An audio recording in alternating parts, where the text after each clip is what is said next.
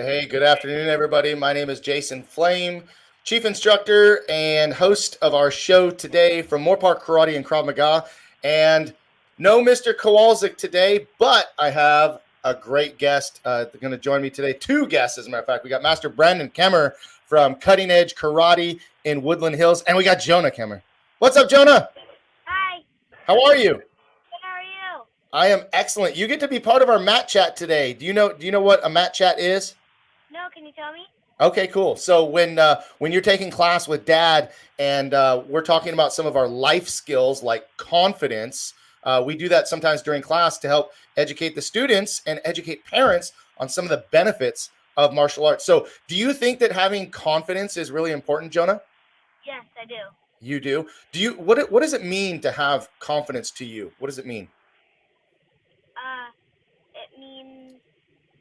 Well, I usually think it means like thinking in karate, like I could do this. That's exactly right. Believing in yourself and saying, I can do it, right? Have you ever had a time in karate class where your confidence was low and you told yourself, I don't know if I can do it. Have you ever had a time where you were kind of nervous and scared?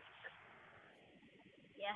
Yeah, right. We've had those times before. And having confidence is never the absence of fear, right? Having confidence, you can be scared and be nervous, and that's okay, but you can still be confident, right? And you can still believe in yourself. So, listen, I'm going to read our quote for this week. Our quote says, "You are the only person on earth who can use your ability." And the person that said that is Zig Ziglar. Do you know who that is, Jonah? Not yet. I don't think so. Dad's going to buy you a Zig Ziglar book, and you're going to start reading it. Very good. One of the biggest confidence killers is the thought that I'm not good enough. I know that I've told myself before, I'm not good enough. Have you ever said that, Jonah? Not recently, but I do know I have. You've said it before, right? I think we've all said it before. We've all said it before. Right, where we worry about it, and that's very different, right? It's very different than settling for good enough. I talk about this with my students all the time, right? You should never tell yourself, I'm not good enough, I'm not good enough, but you should never settle with just being good enough, because if you're just good enough, you're just average. What do you think? Are black belts average, Jonah? No, black belts are exceptional, right? They have special skills and special talents, don't they? Yes, they do. All right. Let me read this here, and then I'm going to let Master Kemmer jump in. And this is from our lesson plan, and we'll talk a little more in detail about it. But it says, you know what? I might not be good enough to be the best at everything. I mean, I'm not the best at painting purple unicorns. I don't think anybody is. But you know what? I am the best at being Master Flame. I'm the best at being me. No one else can be me. And you know what? There is no one else who is the best at being you. So, Master Kemmer, when you're talking to your students, right, I know that you've used some of these words, and we talk about confidence as being one of the most important things about martial arts. What are your thoughts when you hear the quote in the lesson for this week? Uh-oh, he's frozen. Master Kemmer looks good when he's frozen, though, doesn't he? Well, I can tell you guys for sure that, especially in my very first class with students, I talk about the number one thing about being confident and believing in yourself, because if you don't believe in yourself, nobody else will, right?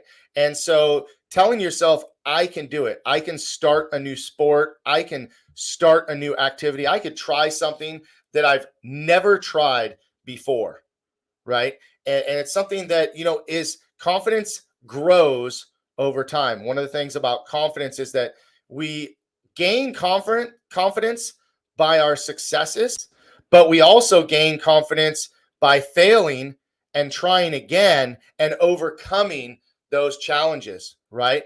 In line with the confidence, we talk about focus and discipline and commitment. Those are all the four pillars of success that we talk about in order to break a board, the very first time. So I think this lesson is really important because if we continue to tell ourselves that we're not good enough, we're bringing ourselves down instead of lifting ourselves up. We don't always have someone else to lift us up. Sometimes we need to lift ourselves up. Sometimes we need to push ourselves, even when it's uncomfortable, even especially when it's uncomfortable, even when you've tried and failed.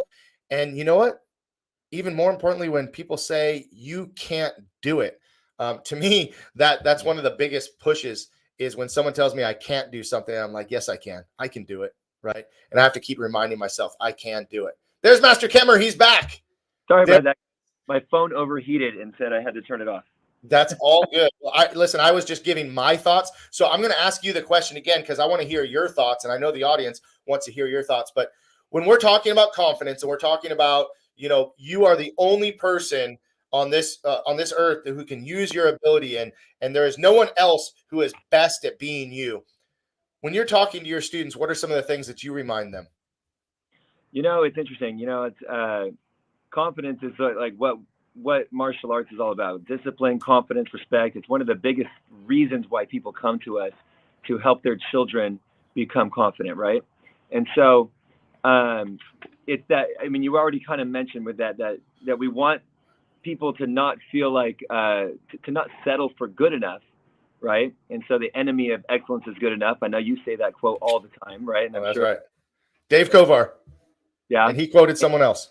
Exactly, right? And so it's a balance that we need to have, because we don't want to become overconfident and start becoming egotistical and jerks, because that's a very common thing that martial artists can have, is that once you become so good at something, then you feel like you have this inflated ego, and then, oh, I'm just the best, right? And so then that's a very dangerous area to get to also. But you also don't want to just feel like you can't be good at anything, right? And so one of the things for me personally, when I was growing up, one of the times that I was the least confident person, one of the least confident times of my life is when I went to high school. And I'm sure a lot of people can relate to that, right? But before high school, I was involved in a lot of things. I did karate, gymnastics, baseball. I did musical theater. I did a lot of different things that really made me feel confident, right? Good at a lot of those things. Once I went to high school, I stopped all of that. I didn't do any of those things. I didn't do gymnastics. I didn't do karate. I didn't do a lot of these things. And so then I started, for the first time in my life, kind of doubting myself and not feeling good about myself. And I started feeling self-conscious, right? And that was a new feeling for me. I had never felt self-conscious before, ever. And so in high school, it was like just kind of awkward and weird, because I started doing like choir, and I didn't feel like I was like the best in that. I felt like I was one of the lowest ones there. And so, later on, as I started getting older and I started doing martial arts again and doing things that I could start becoming competent at, as my competence grew, I felt like that my confidence started growing again. I started teaching martial arts again, and that started helping me out a lot. And once I started getting good at more things, that really started making me feel like I was adding value to the world.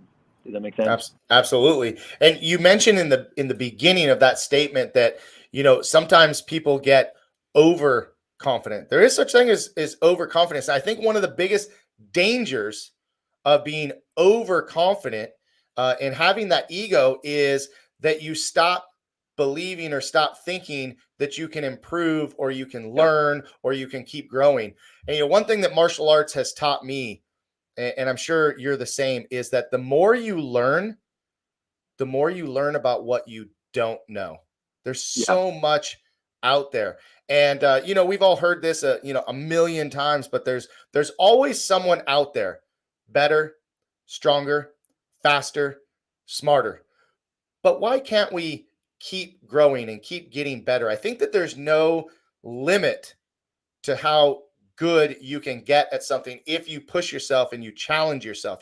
I like to tell my students that your best can always get better, right? If you keep working, you keep training, you keep learning, keep growing.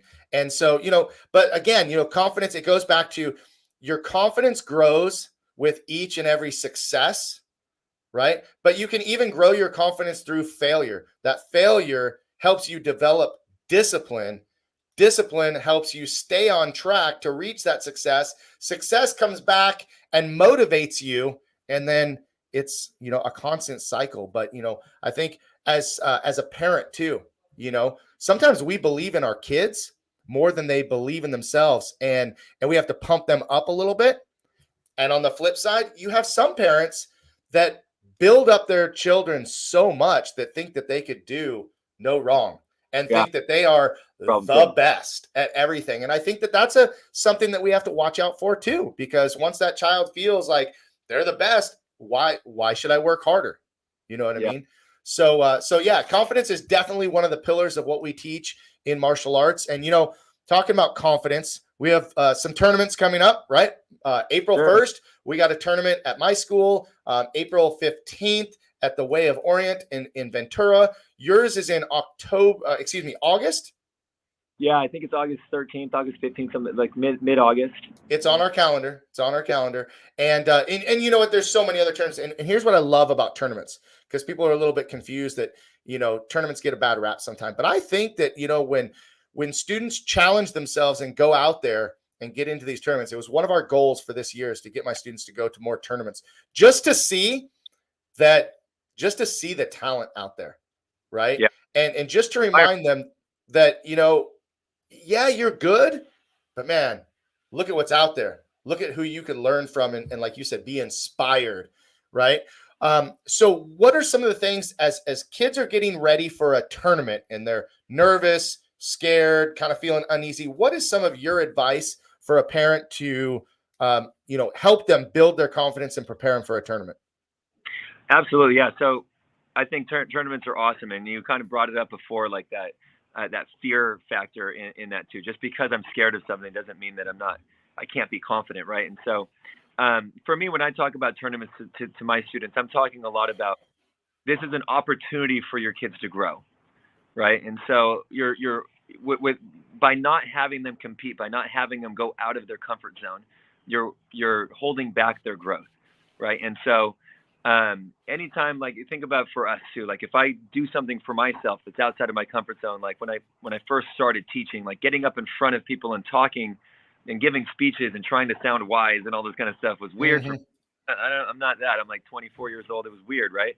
And so every time I had to do that, it put me outside of my comfort zone, but it helped me get better at it, so I could become more confident in my speaking ability and in my teaching ability. And so tournaments are just the same thing, right? When you're going outside of your comfort zone, you're nervous, you're scared, and all that kind of stuff. By competing against those other students, it really is helping them break down these roadblocks of their fear and overcoming fear to become, and that's the message I'm giving to my students. And how important is that, to teach our children, to teach, and I say children, but really teaching our adults too, like in life, we have to overcome our fears. If we allow fear to hold us down, we're not going to grow. We're not going to get to that next level. And, some of you might be wondering, well, why do I want to get to the next level? Well, the next level creates opportunity, creates new experience, creates, like I said, opportunity. I think that that's so important for ourselves, because if you're not growing, bottom line, if you're not growing, you're what? You're dying, right? Yeah. And so we need to keep growing and keep getting outside of that comfort zone. And that can be really hard. It's hard for adults, just like it is for kids. So this was a great discussion on that word, confidence. We'll be talking about it in our school all month long. I believe you guys are talking about the same word. Same word, right? Yep. So each week we'll have a new lesson talking about confidence, and then we'll move on. And this is just part of our program. I think this is what really helps set our program above and beyond most karate programs and most other sports, to be quite honest, because I don't know if baseball coaches really sit down and talk about confidence. Yeah. I don't know if they talk about it. I think that they teach it. I really do, because I've coached baseball and soccer and football and wrestling, but I don't know any other activity that takes a portion of their practice time to really talk about the specific life skill, right? Yeah. So I just want to remind everybody to tune in each week. Go ahead and follow our social media, Moorpark Karate and Krav Maga. Go check out Cutting Edge Karate as well, Karate and Krav Maga. and we got those tournaments coming up. So make sure you guys compete in the tournaments. And I'm gonna leave us with this, because this show is sponsored by Raptor Extreme Karate. And one of the programs in our school that helps really bring that confidence out and that really enhances their performance ability is the Raptor training program. So as we head out, I want to thank Master Kemmer for jumping in, filling in for Mr. K today. Any last thoughts? No, I just appreciate you having me on, man. I think, just like you said, our programs stand out differently from others because we offer those mat chats, you know. And so, you know, every class we take that portion of class and we have that discussion on like what you know, last month or January was gold and things like that, and honesty last month, you know. And so, really instilling those life skills in the students is what really martial arts is all about, you know. For sure. And I think that that's what adds the most value to what we do, is tying in the self-defense, tying in the fitness, tying in the life skills, the character education. You know, our goal is to build stronger students in the school and also outside the school, right? I mean, we want to see our students be successful when they walk out our doors, not just inside the karate school. And Jamie Parker, thank you for watching. She'd love to hear the word of confidence today. I appreciate you being on. And anybody else that watched, please share the video. Again, subscribe to our YouTube channel. And I'm going to leave you with some Raptor Extreme Karate for today. Master Kemmer, thank you so much. And I'll see you soon. Bye, guys.